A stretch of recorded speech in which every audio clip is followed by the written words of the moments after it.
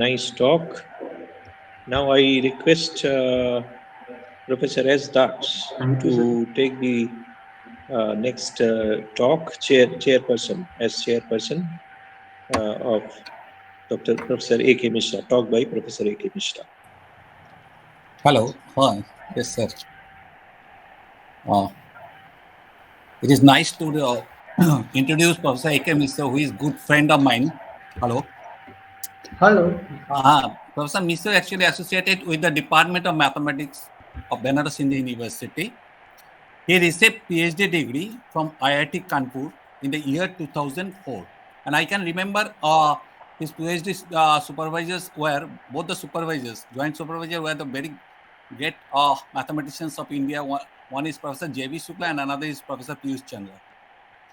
Uh, uh, his areas of research are mathematical modeling of environmental and ecological systems, delay differential equation, modeling of social dynamics, epidemics, and spatio-temporal modeling. He is also associated with in the editorial board of a journal of Springer.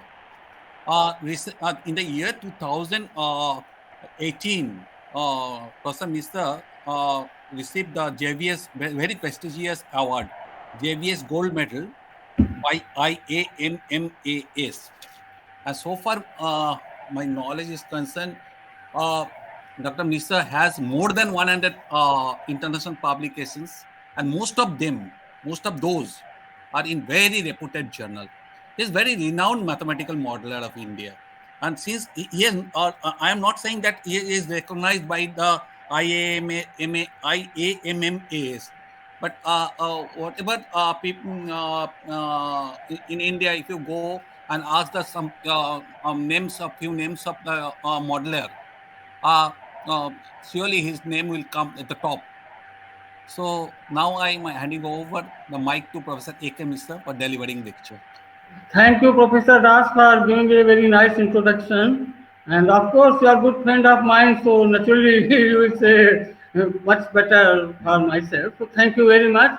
And first of all, I would like to thank the Department of Mathematics, IIT BHU, for giving me the chance to present my work. And thanks to Professor Tandashom and the whole department, of course. So I am very happy to present my work in front of Professor Subir Das. Of course, he's a good friend of mine, so we have made several times discussions. But this is the first time when I am going to present my work in front of Professor Das. So right now I'm going to share my screen. So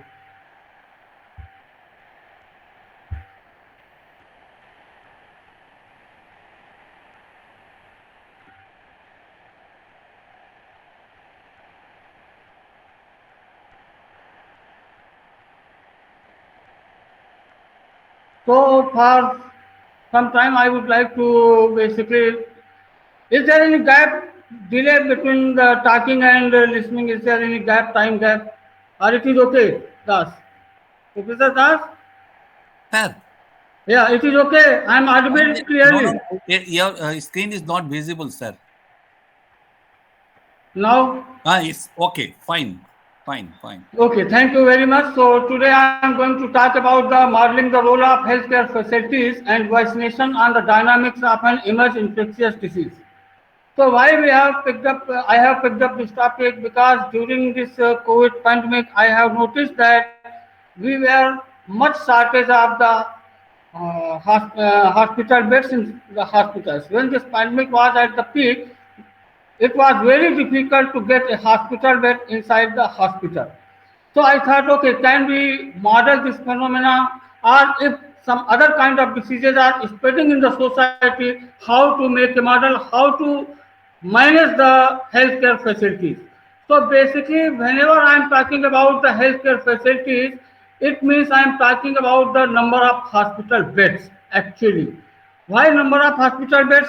So not simply only the one hospital bed I am talking about that. I am talking that if it is equipped with the basic facilities like oxygen and all those what the facilities are required for the patient. So if those are available over there, then I will call that this hospital has this many number of hospital beds.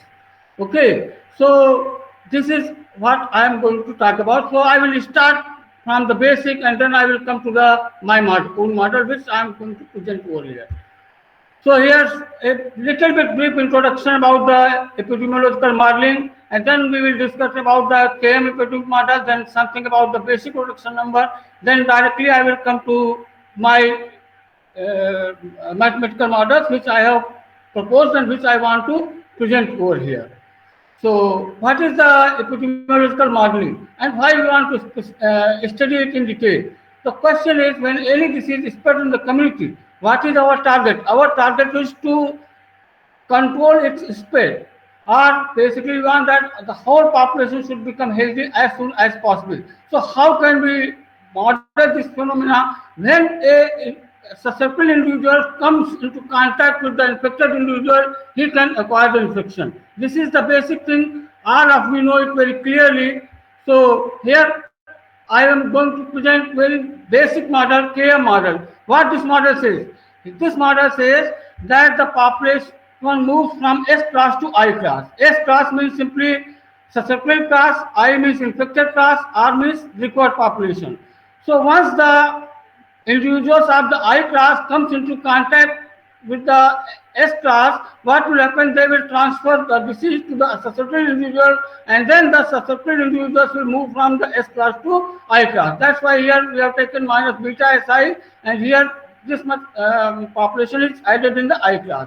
Gamma is the basically recovery rate. Population in the infected class required and join the required class. So that's why we have taken dr by dt equal to gamma I.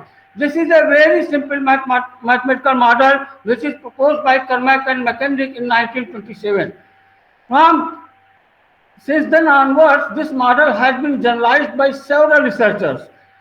What is the basic thing is, they have ignored the demography of the system. They have not considered the birth rate or death rate, or they have not considered the disease-induced death rate. They have simply said that population is constant and the disease is spread in the community in this fashion, and then the infected individuals will recover, and then they will join the required class.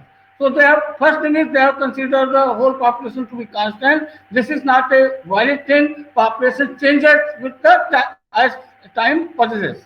So what is happening? So after that, people have considered the birth rate, death rate, disease-induced death rate, recovery rate. All those factors have been considered in the modeling phenomena, and basically those were the general model. But this is the basic model which still people are using. If the population is constant, for the COVID pandemic also, Manil Agrawal et al. Have used this model, and then they have basically made some predictions, and their predictions were quite big.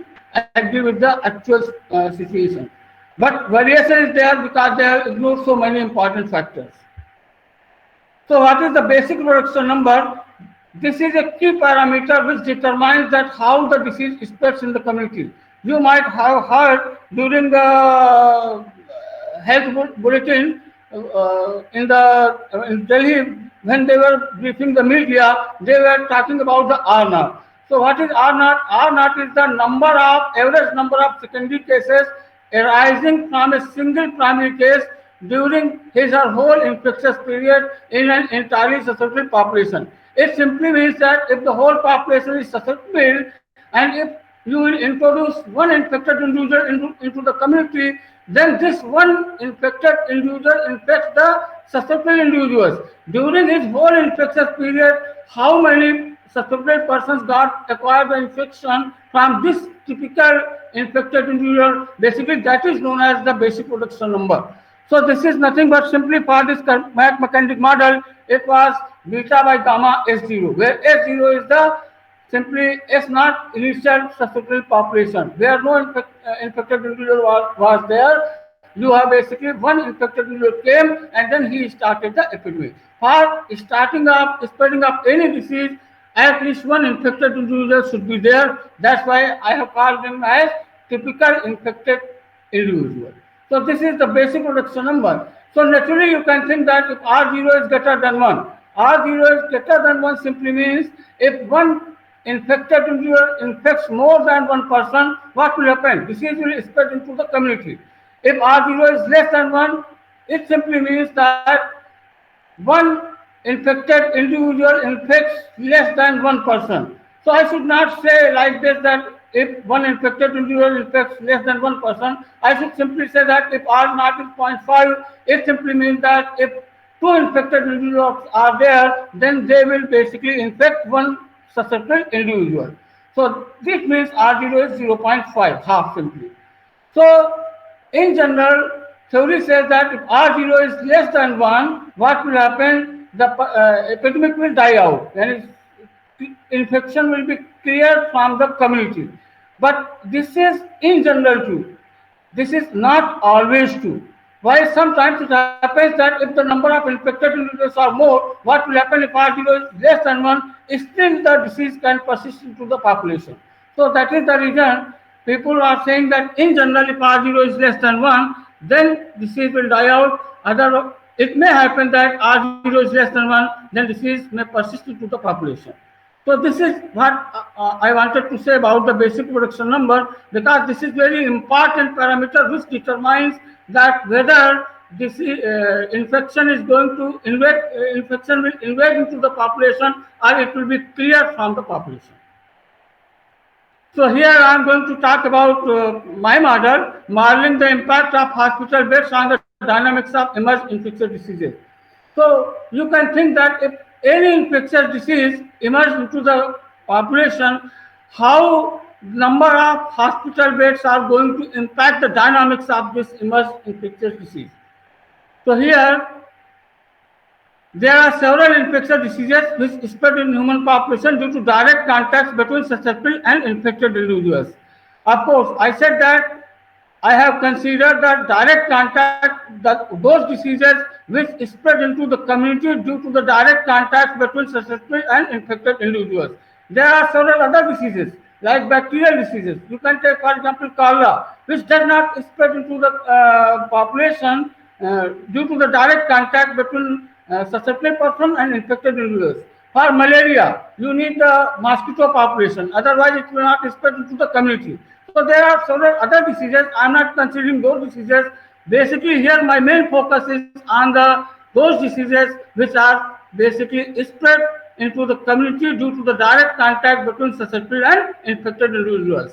The transmission of these infectious diseases is very intricate, and the availability of medical resources substantially affects its control measures. The allocation of beds in the hospitals depends on the demand, and this demand for hospital beds may increase during epidemic outbreak. This we have seen during the COVID-19 pandemic in the month of April and May. This was clearly visible. Estimating number of hospital beds to control an epidemic remains a challenge and therefore a serious concern for public health.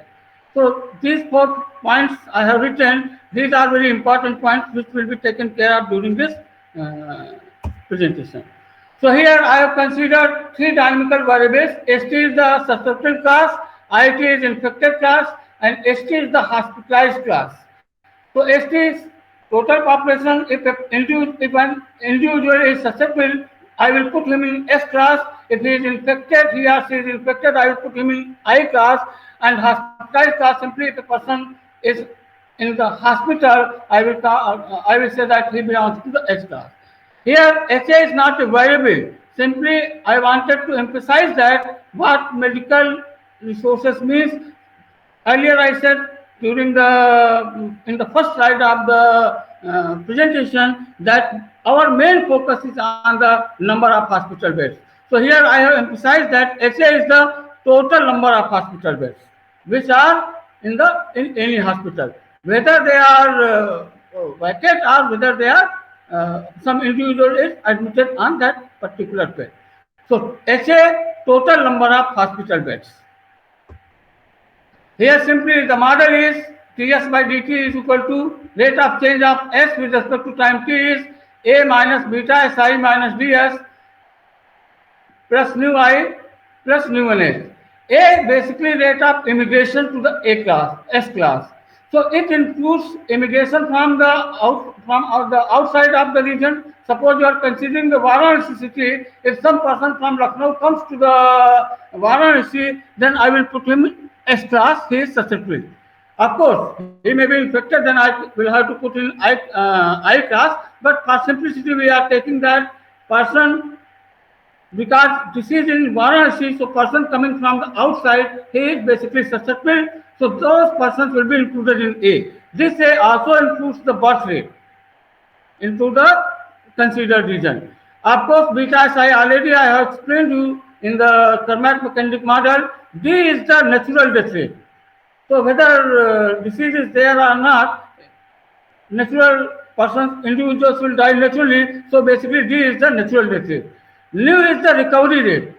Persons belonging to the I class, they will recover from the infection and then they will again join the S class. So Liu is the rate of natural recovery rate.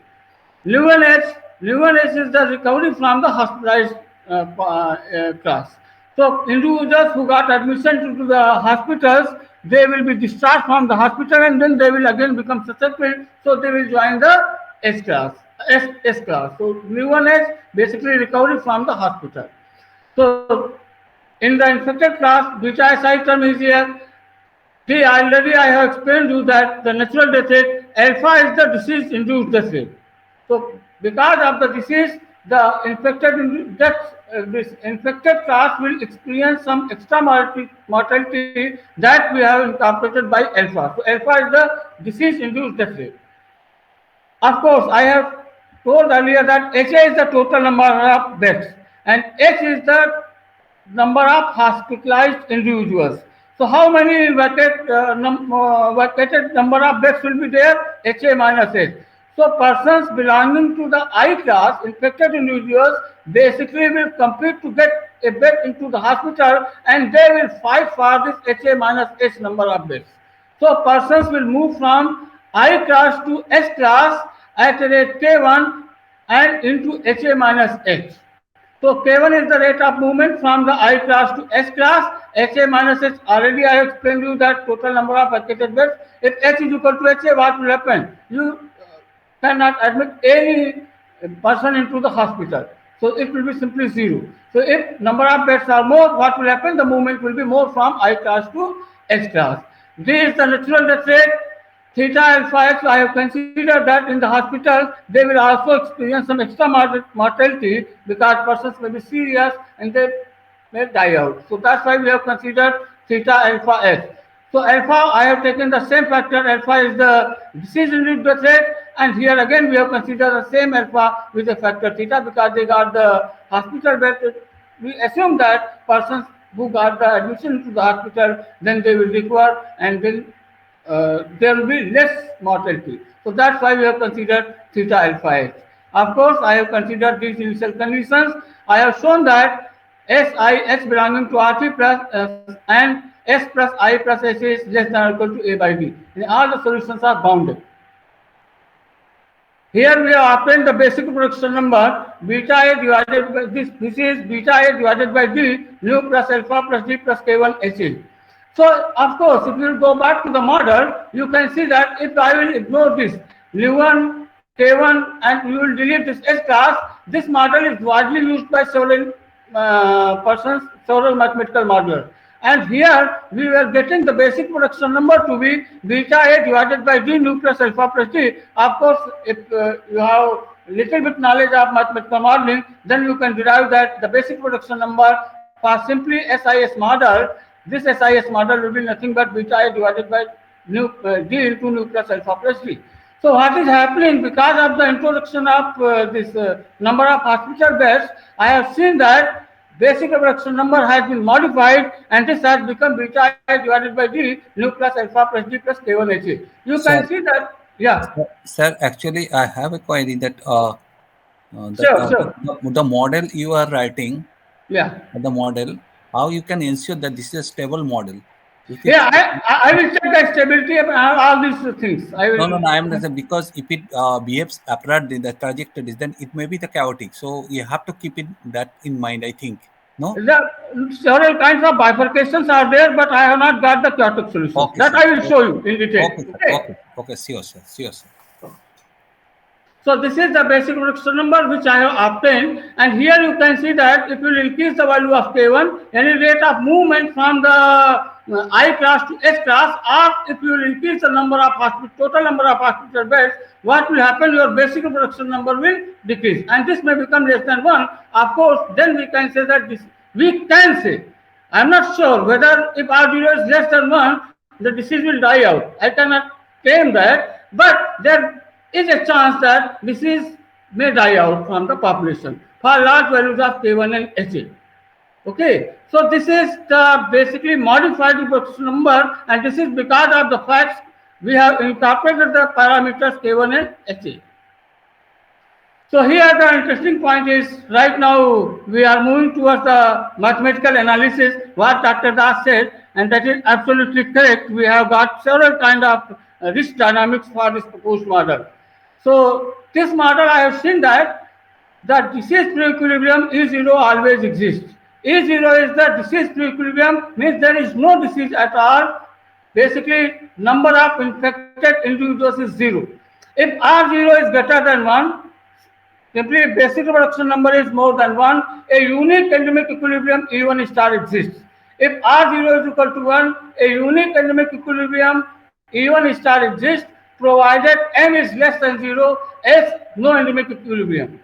If R0 is less than 1, this statement, this fourth statement is quite interesting. If R0 is less than 1, there exists two endemic equilibria, E1 star and E2 star, if and only if delta 0 is greater than 0, M is less than 0. And these two endemic equilibrium unite into E3 star when delta 0 is 0 and M is negative. Otherwise, there is no endemic equilibrium, where the values of M and delta 0 I have calculated in terms of parameters. All these are the in terms of parameters.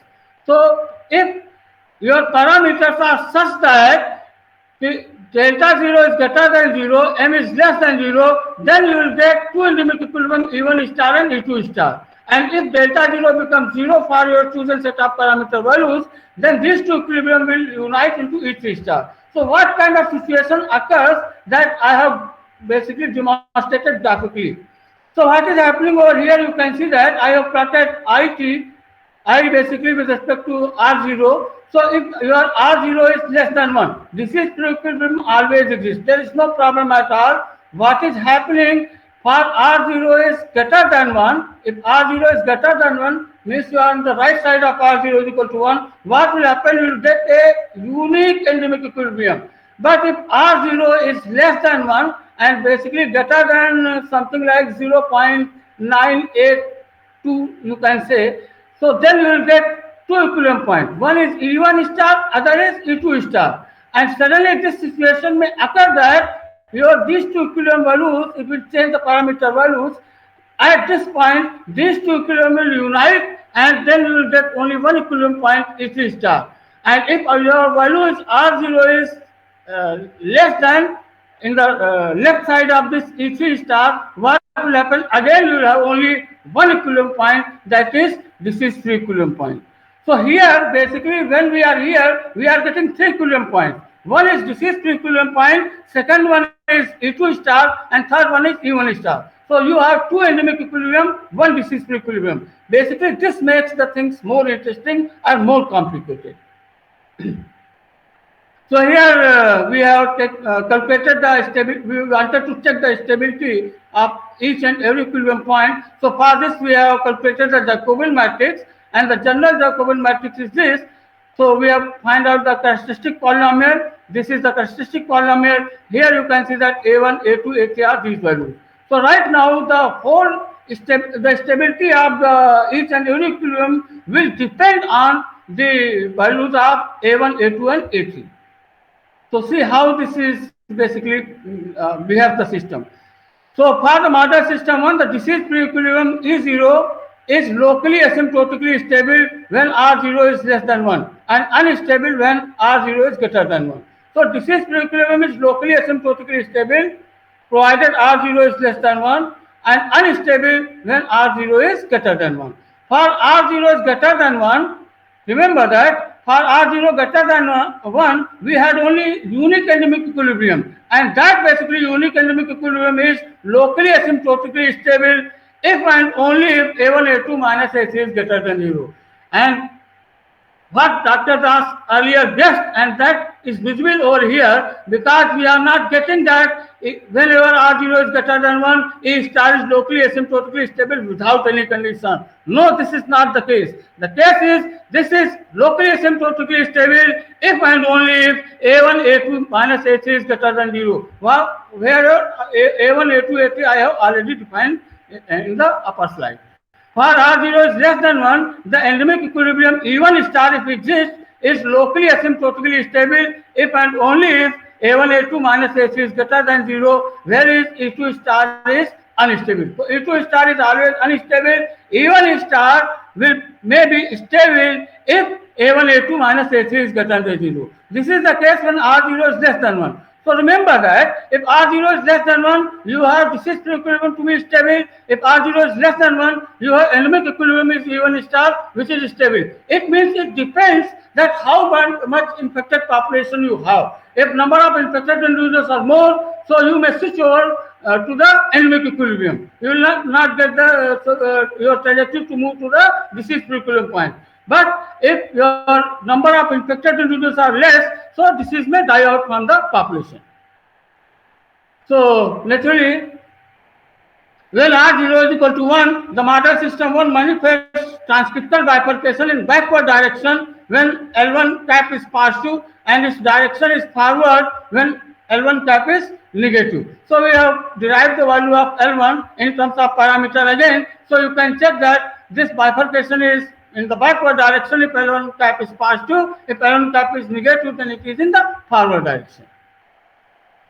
So for R0 to be RC, the critical value of RC is nothing but where these two endemic equilibrium E1 star and E2 star basically collide, and then we were getting a unique endemic equilibrium that was E3 star. So basically at the E3 star, if we plot a tangent from the E3 star parallel to I-axis, what will happen? The value of, you will get the value of RC. So that's why I am talking about that value. For R0 equal to RC, the model system 1 exhibits saddle node bifurcation at the unique endemic equilibrium E3 star if and only if K1 is equal to this. I have derived all these results analytically. So the necessary and sufficient conditions for the occurrence of half bifurcation around the endemic equilibrium E1 star is that there exists beta is equal to beta r such that these conditions are satisfied. If these conditions are satisfied, then at beta is equal to beta, this endemic equilibrium E1 star will enter into the half bifurcation case. So again, if L1 is not equal to 0, then a periodic solution curve bifurcate from the endemic equilibrium E1 star when R0 is greater than RC. So R0 is greater than RC, it means you are on that line E1 star and E2 star curve. If it is supercritical for the first Lyapunov coefficient, L1 is negative, and subcritical for the first Lyapunov coefficient, L1 is positive. So if this condition holds, then we will say that the bifurcation is supercritical if L1 is negative. If L1 is positive, we will say that half bifurcation is subcritical. So here again I have put one remark. So because of the shortage of time, I want to finish within time. So I will be little bit fast. So here we have BT bifurcation we got. So I have chosen the following set of parameter values in the model system which I have proposed. Of course, these are not the real parameter values. These are basically I have chosen to verify the analytically obtained results, because we have discussed so many results because on the basis of the analysis of the mathematical model. Of course, model looks very simple, but it produces very rich dynamics. So that's why I have chosen this set of parameter values to verify all the analytically obtained results. So here you can see that the bifurcation is forward direction. Forward direction means if R0 is less than 1, you have the fixed equilibrium point. If R0 is greater than 1, you will get only endemic equilibrium point. So basically here, if your parameter values are such that you are in this case, so you are safe simply. If you will have to reduce your basic production number to be less than unity, you can guarantee that the disease will be die out from the population. But if your parameters are so that you are in this case, basically R0 is less than 1, still you are getting the endemic equilibrium point, then the situation is either your disease will die out or your disease will persist. Here you can see that your disease persists into the population. Here again, you are going to, your disease will persist. But if you are here, R0 is less than R critical, you can see that your initial, you are starting from here, then it will go up and then suddenly it will come down and it will die out from the population. So here disease will persist into the population, and if you are here, then your basic reproduction number is here. What will happen? Disease will die out from the population. So again, next thing is, here see how the basic reproduction number I have plotted with respect to K1 and HA. Here you can see that what is the value of R0, something like this. So here, if you are here, then below this line, what will happen? Below this surface, what will happen? You are safe. This is in the disease-free zone. But if you are here, you are endemic zone. So of course, your basic reproduction number may be less than 1, but still your disease, the disease will persist into the population. So this I wanted to show graphically that how the values of K1 and HA, because you have two control parameters. Either you will have to increase the movement from the infected class to the hospitals, or you can increase the number of hospital beds. How both things are going to affect the basic reproduction number, that's why I made this particular plot. Here again you can see that. Yes, Professor Das, right now the things are complicated. So here we are getting the such kind of bifurcations.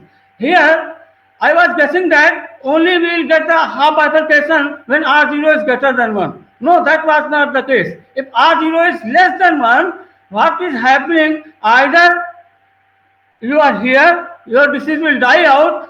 I was guessing that what will happen if R0 is lying between RC to 1, I was guessing that this will be stable anyway. But no, I got that this may be unstable also. So here we are getting that half bifurcation has occurred when R0 is less than 1. Up to this place, from Sn to H1, you are in the safe zone. At least you can guess that how many number of infected individuals are there. But at the H1 point, what is happening? Your solution starts to fluctuate. And your disequilibrium becomes, which was basically stable, right now it has become unstable. And then limit cycle oscillations have occurred, and after that, at the point S2, what will happen? These limit cycles basically has again stabilized, and then you got the stable equilibrium point. So here you can see that at this point, you are getting the oscillatory solutions. Here again, you are getting the stable solution. So here you are safe. Here you are safe. Of course, this is unstable equilibrium point. This is unstable equilibrium point, but bounded by the stable limit cycles. So what is happening? This happens on changing the parameter values K1, because we are beta 1. For figure 1, we have taken K1 to be this, and in figure 2, we have taken K1 to be this. A slight change. Here we are saying that this is unstable, and see the damp oscillations over here. So what I am thinking, that if someone wants to plan to control the disease, if your solution is fluctuating large, it is very difficult to make any strategy. So what we should try? We should try either we should be here or we should be here. If here we will can't make any strategy, then that strategy may fail. So something like chaotic, sometimes your number of infected will be very high, sometimes it will be low. Here again, this kind of things are happening. Of course, these are stable limit cycles, but still we will have to take care of this. Of course, one can argue that, sir, okay, we are going to do that. You will increase the number of beds so that we should touch the upper side of this. But to create a number of beds, increase the number of beds is very costly. You cannot put simply one bed. It takes a lot of money. So at random you cannot plan so many number of beds. So what I suggest, basically our model says that either we should be over here or we should be here. You are safe, at least you can predict, and you can make predict the number of infected individuals, and you can make any strategy so that your strategy may be fruitful. Again, we have plot so many graphs. Here you can see that how bifurcation occurs when your basic reduction number is greater than 1. So many limit cycles are there. So I think my time is up, so I will have to bound. So many this dynamics you can see over here that a slight change into the parameter values gives you very, very interesting results. So a three-dimensional mathematical model with susceptible, infected, and hospitalized population as Janker values is proposed and analyzed to incorporate the impact of limited number of hospital beds on future course of an epidemic. So we have got so many bifurcations. Of course, because Professor Das is an active researcher, so earlier he guessed that, okay, these kind of things may occur. Of course, chaos we have not got, and in the next paper we are working, I am getting chaos over there. We have slightly modified this model, and then we got the chaotic situation. But see, we have made a little bit change into the basic equations, and we got so many interesting results. So, of course, I wanted to talk something more about the temporary hospital beds. I have a lot of things, but I'm not doing that. So right now, if there is any question or something suggestion, because this is new topic and this paper is not published yet. I presented only. So if you have any question or something suggestion, you can do that. Yeah, it is an excellent speech. The talk was full of energy. Huh? Yeah, thank you. And you see only one parameter, how it is become so difficult. Huh? Yeah. Introduction of one parameter. Slight change in the value of parameter K1 and HA, basically it changes the dynamics drastically. This is the interesting thing of the mathematical modeling. Okay, so Dr. Das, please permit, I would like to say only one, two remarks from my side. So, yes, sir. You are always permitted, sir. Yeah. One thing is, I would like to thank my research scholar, Jyoti Maurya. She did a very good work. All the graphs, what shows I have shown you, she plotted herself and she did a lot of work on this. So I am basically thankful to her because I am little bit weak about the plotting and all those things. So, but she did a lot of work on this. So I thank to Jyoti. And second thing, if anyone from the mathematics side, I should also say what may be the drawback, what I am thinking. I also suggested to Jyoti to do some work in future in this direction. So I think I have basically made a continuous mathematical models. So what you can do, you can convert into graph. You can apply the graph theoretic approach. That will be much more useful because it will tell you that how you are going to fill up the beds. Okay, and for that you will have to apply the adaptive network theory. Okay, so adaptive network theory, you must have some knowledge about the machine learning, and of course you must have a basically command on Python language. So if anyone wants to work on this area, of course this is very highly applicable. You will be on the top once you have four things in your hand: mathematical modeling, graph theory, adaptive network, basically machine learning, and one more thing is the command on Python language. So this is from my side, and right now. Yeah. Now it is the time of boom of artificial intelligence. So machine learning is a having a lot of hello.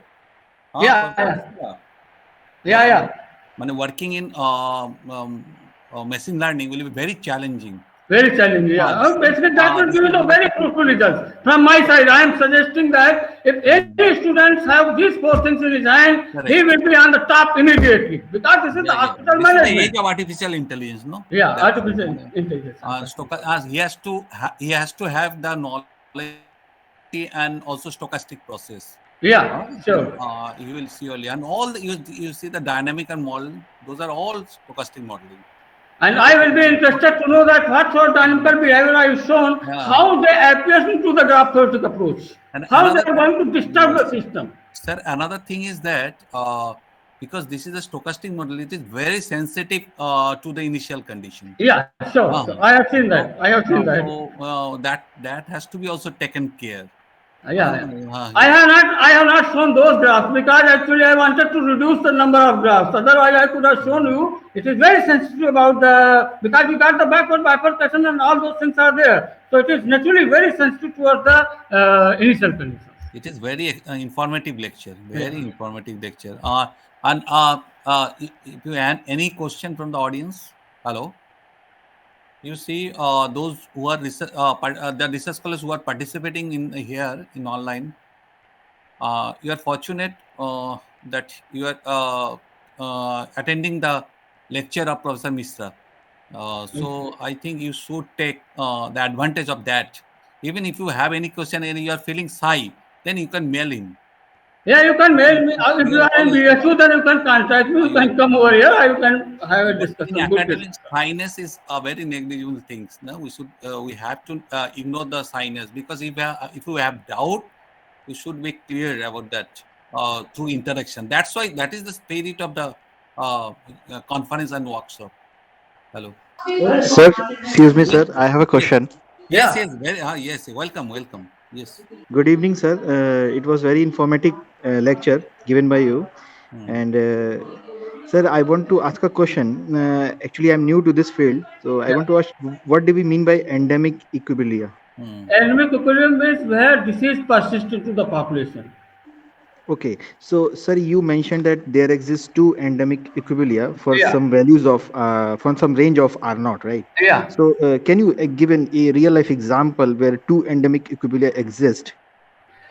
To It will be better real, if you give example related to COVID pandemic or I something have like that. not seen the basically in the COVID pandemic with two endemic equilibrium, but this may happen. Actually, there is a book by Castro Chavez. I forgot the disease. I think measles. In the measles or some other Chagas disease, they have shown that for a particular set of parameter for a data that there exists two endemic equilibrium and one is stable and one is unstable. And it Okay, depends on the initial condition whether you are going to get the endemic, you are going to arrive at the endemic equilibrium or you can eradicate the disease. I don't, I'm little bit confused whether it is for measles or whether it is for Chagas disease. In these two diseases, they have Well, it shown. is stable followed by unstable or unstable followed by stable.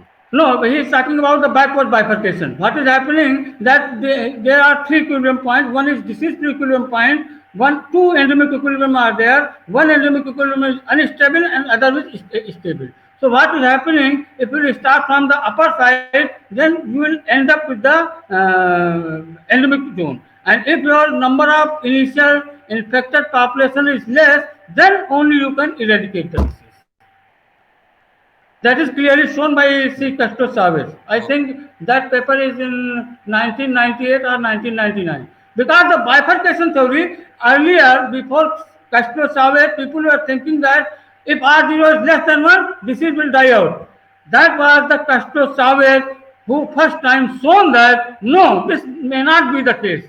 If R0 is less than 1, still your disease can persist. And he published so many research articles in this field. Of course, after that, people followed him after 2004 when people he gave the full expression for that. That what I am thinking. That paper was published in, I think, MB, and that is for TB model. Okay, and then people have basically started to work in this direction. A lot of work has been carried out on the backward bifurcation. So that Yes. was the thing. okay. Mr. Thank you, sir. Asutosh, Thank you. do you have Thank. any other question? No, sir. Thank you, sir. Thank You have asked. That's why that you have got in the information about the book, and hope you will go through it. Yes, sir. I will Uh, definitely look to yeah, that you will book. go through it. It's And like hope. Castillo Chavez. Okay, Where sir. are you? Yeah, that's it. Where are you working? Sir, in the Department of Mathematical Science, ITBHU. अच्छा अंदर sir Devdas Ghosh, sir. Dr. Devdas Ghosh. ओ आशुतोष उपाध्याय तुम हम लोग का student हो अच्छा Yes, sir. Oh, Sir, आप तुमको पहचाने देख नहीं नहीं सर पा मुझे. ओके ओके हाँ yes yes yes no, Astos is a smart person, and that is a good thing. Questions must be asked या that's because yeah. the spirit okay So this also basically increases my knowledge. Right now, I will search the paper and I will put that this kind of questions may come. Then I will have to show over there that okay, this is the example. sometimes if the good questions arise you will think and it can give a good outcome Good outcome. Yeah, sure. yes. So, any other questions? Otherwise, we can stop it here. And thanks to Professor Mishra, really it is an excellent and informative talk. And really, I have enjoyed it, sir, Professor Mishra. Okay. Thank you, Yeah. Professor Raj. Thank you. Uh, And thank thanks you, sir. again for the invitation and all those things. Okay. Thank you. Namaskar. सभी लोगों को. What about Professor Som? Okay. Thank you. He is not here, so. Now, actually, two parallel sessions are going on. Okay. Actually, I will have to go. I will have to leave the office by 5:30. Otherwise, they will put a lock over here. अरे So, बाप रे, I will इतना have बड़ा to. player को I will have to leave from this place up to 5:30. Okay. Okay. Thank you. See you, sir. See you. Thank you.